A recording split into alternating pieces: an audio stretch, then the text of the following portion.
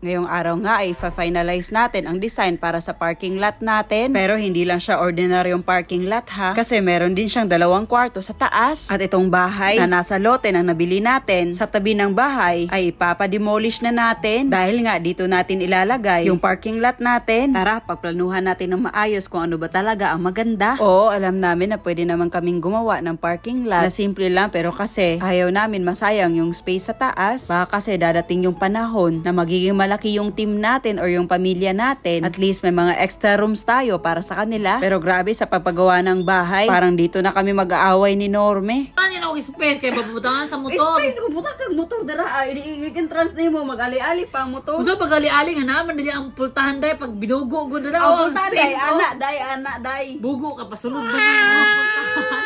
May mga time kasi talaga na iba-iba yung gusto namin. At to be honest, maraming beses na din talaga na nagtatalo kami kung ano ba talaga ang susundin namin. Hindi lang dito sa pagpagawa ng parking lot ha, pati na rin sa pagpagawa ng bahay. Pero ang kagandahan lang talaga ay pinapakinggan din namin yung isa't isa. Kumbaga, pag ito yung gusto ko, sasabihin namin ang pros and cons. Tapos pag sa kanya naman yung susundin, sasabihin din namin at pag-iisipan din namin yung pros and cons. Tapos at the end, syempre yung pipili namin ay yung maraming positive na side. Pag napapagawa talaga ng bahay, wala na tayong ibang gagawin kundi maghanap ng paraan paano mas magiging maganda yung bahay natin. Pero pag makita mo talaga ang total na magagastos ay parang mapapaisip ka bigla.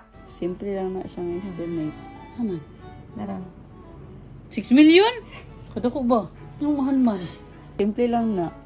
Kaya magkalot pa man. Hindi may pagwa.